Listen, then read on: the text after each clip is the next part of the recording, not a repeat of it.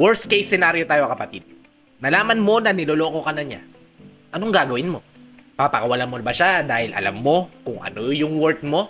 O hahayaan mo na lang at patatawarin siya dahil takot kang mag-isa, takot kang maiwan, o nasanay ka na kasama mo siya sa mahabang panahon? Choice mo na yan kapatid. Pero kung isa ka sa mga nagtatanong sa sarili mo kung ano nga ba yung dapat gawin kapag naramdaman mo na yung pinakamasakit na posibleng magawa sa'yo ng taong mahal mo, para sa'yo ang video natin ngayon. Dahil ang pag-uusapan natin today ay 5 bagay na dapat mong gawin kapag nalaman mo na niloloko ka na ng lalaking mahal mo. Kung interesado kang malaman kung ano-ano yung 5 yan, tara, pag-usapan natin yan kapatid. Just keep on watching.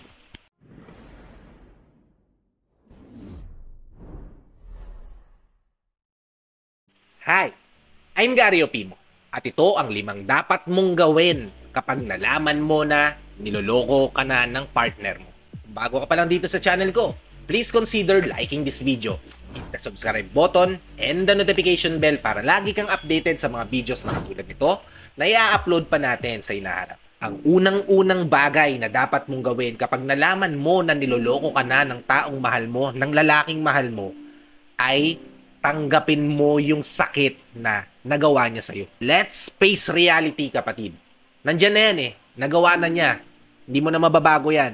Ang tanging magagawa mo na lang ay tanggapin yan. Tanggapin ng katotohanan na nabali niya yung tiwala mo, na nagawa niya sa'yo yung bagay na ayaw mong gawin sa'yo. Kasi kapatid, kahit anong pilit natin na takasan yan, kahit pa anong paraan yung gawin natin para takbuhan yung problema na yan, gigising at gigising tayo sa realidad na niloko tayo, iniwan tayo, pinagpalit tayo. At on that point, kapatid, mararamdaman mo yung pain. Kaya naman ang pinaka-best thing na dapat mong gawin is to turn that painful experience into lesson na magpapatibay sa'yo sa hinaharap. Kasi sa totoo lang, kapatid, kapag nandyan na tayo sa sitwasyon na yan, na nalaman na natin na niloloko tayo, sinisira ng partner natin yung tiwala natin sa kanila, sobrang sakit sa pakiramdam niya na talagang gustong-gusto natin na mawala yung kagad, mawala yung pain na nararamdaman natin na yan. Kaya ang nagiging unang solusyon natin ay takbuhan sa pamamagitan ng pag-iinom ng alak, na sa totoo lang, walang maitutulong sa'yo. Kasi after that experience, mararamdaman mo pa rin at makikita mo pa rin na mag-isa ka lang. Kaya naman, I advise you, kapatid, na face it head on. Huwag mong talikuran, huwag mong takbuhan. Kasi kapag naramdaman mo at nalagpasan mo yung bigat ng nararamdaman mo ngayon, sigurado ko na mas magiging better yung kinabukasan mo. Mas magiging stronger ka. Mas magiging wiser ka sa lahat ng problema at pagsubok na kakaharapin mo pa sa susunod. Kaya naman, kung nalaman mo na niloloko ka na ng partner mo, harapin mo yan ngayon. Huwag mo nang ipagpamamaya. Huwag mo nang ipagpabukas. Ngayon na. Dahil kung hindi mo haharapin yan ngayon, mas lalaki pa at mas titindi pa yan sa kinabukasan. Okay? Proceed tayo sa ikalawa, which is control your emotion, kapatid. Naiintindihan ko, kapatid, na sobra yung galit na nararamdaman mo. Sobra yung sakit ng nararamdaman mo at sobra yung lungkot na may sumira na naman ng tiwala mo. Well, hindi naman kasi talaga mali yan. Pero kung magpapadala ka sa emosyon na nararamdaman mo, talagang magkakagulo kayo. Well, hindi naman kita pipigilan kung yun yung gusto mong gawin talaga, di ba? Pero kapatid, hindi maayos ang alumang problema. Hindi mo malalaman kung ano yung punot dulo ng lahat. Kung hahayaan mo yung sarili mo na mag-take over yung emosyon mo at hindi mo na makontrol yan. Lagi mong tatandaan, kapatid, na ikaw at wala nang iba ang may hawak ng emosyon mo. At wag mo namang hayaan yung sarili mo na ibaba yung level mo, na level na gusto niyang kapuntahan mo. Kasi yan eh, nahuli mo na eh, niloloko ka na niya. Kaya mo pa bang ibaba mo pa yung sarili mo at bumaba din ang tingin ng mga tao sa paligid mo sa'yo dahil lang sa nagpadala ka sa galit at emosyon mo? Don't do that to yourself, kapatid. Make sure na mapapangalagaan mo yung dignidad mo. Mapapangalagaan mo yung tingin mo sa sarili mo, yung worth mo. Kaya control your emotion, kapatid, at panghawakan mo yung halaga mo. Okay? Proceed tayo sa ikatlo, which is surround yourself with positive people. Yan na nga eh. Nasaktan ka na. Niloko ka na. Sinira na ng taong pinagkakatiwalaan mo ng gusto yung tiwalang binigay mo sa kanya. Sigurado ako mararamdaman mo yung takot na magtiwala na ulit sa iba.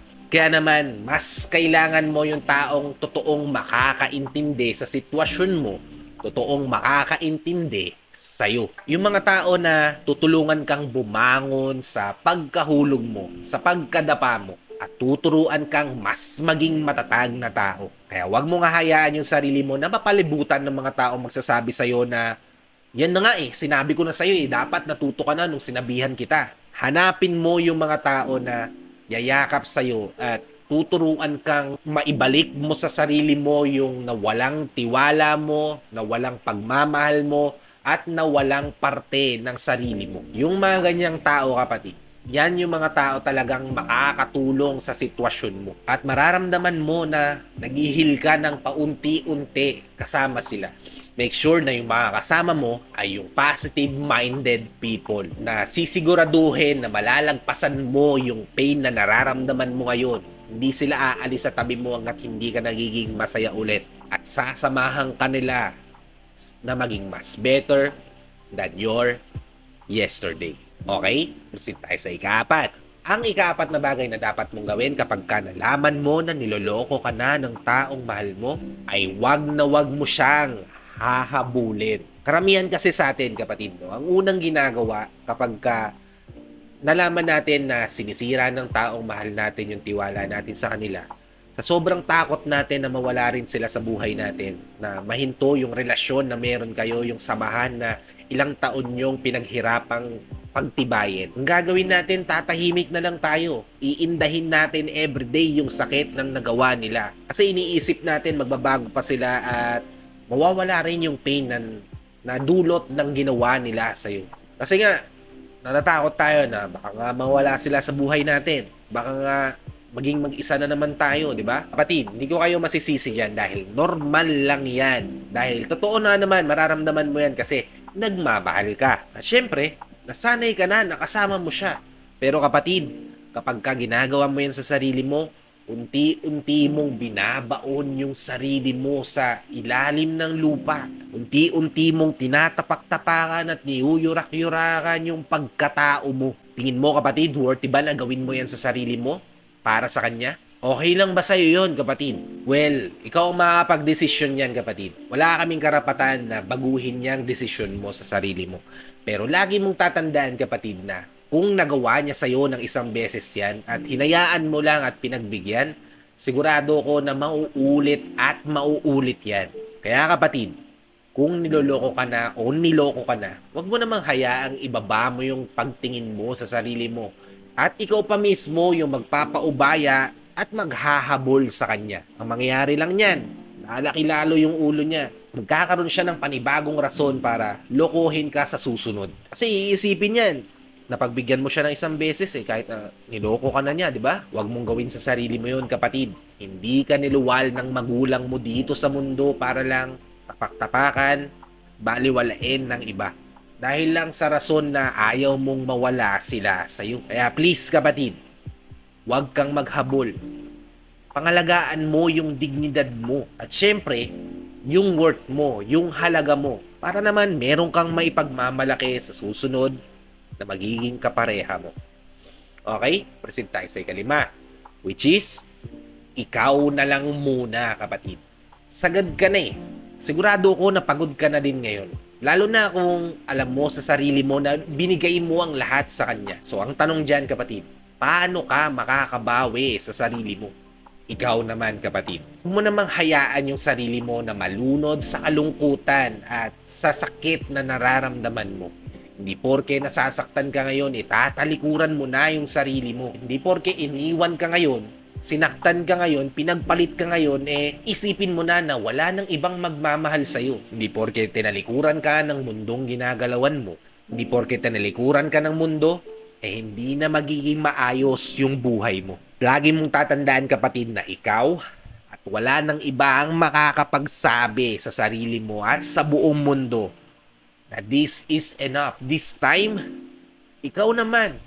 This time ako naman. This time sarili ko naman ang pasasayahin ko at yung taong hindi ako sasaktan ay siguradong darating sa buhay ko kapag naging mas better ako kaysa sa kahapon ko. Kasi kapatid, naniniwala ako at sigurado ako na kapag sinubukan mo at tinuruan mo yung sarili mo na harapin at huwag talikuran yung mga problema, challenges at pagsubok na darating sa buhay mo, yung mga bagay na kinatatakutan mo at bagay na nagbibigay sa'yo ng sakit at kalungkutan, pag hinarap mo yan at hindi mo yan tinalikuran, siguradong mas magiging maganda, maliwanag at masaya ang susunod na chapter ng buhay mo. Basta turuan mo lang yung sarili mo na pagtuunan din ng pansin yung sarili mo.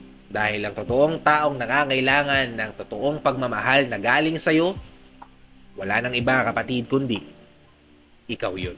No matter what your situation is, kapatid, dapat alam natin kung paano tayo babawi sa sarili natin. Marahil nagbibigay ka ng walang kapalit sa taong mahal mo. Nagtitiis ka ng hindi mo sinasabi o pinapaalam sa mga taong nagmamahal sa'yo. Kaya naman kapag na-disappoint ka ng taong pinili mo, ng pinagkatiwalaan mong tao, ay sobrang nasasaktan tayo. Lagi kong pinapaalala sa'yo at sa lahat ng mga taong nanonood ng bawat video na ina-upload ko, na lagi kayong magtitira ng kahit kakaunti lang na para sa sarili niyo. Para kapag nasira ng taong minahal mo o pinili mo yung tiwala na ibinigay mo, yung pagmamahal na ibinigay mo, meron at meron pa rin natitira na para sa sarili mo. Kaya heads up kapatid, yung mga taong umalis sa buhay mo at piniling lumayo sa'yo, yan yung mga taong hindi talaga para sa'yo. Siguro, masasabi ko na tools lang sila na ginamit para mas maging matatag at matibay ka na tao. Para sa susunod na chapter ng buhay mo, mas maging better ka sa kahapon mo. So yun lang. Maraming salamat sa panonood. Kung nagustuhan nyo yung video na ginawa natin ngayon, mag-iwan po tayo ng like. Malaking tulong po to sa channel ko. At pakisubscribe na rin ng channel ko, hit the notification bell, para lagi kayong updated sa mga videos na katulad nito na i-upload pa natin sa inaharap. So ayun na nga mga kapatid, maraming salamat ulit sa panonood. And I will see you on my next vlog. Ingat ka din palagi kapatid. God bless. Peace.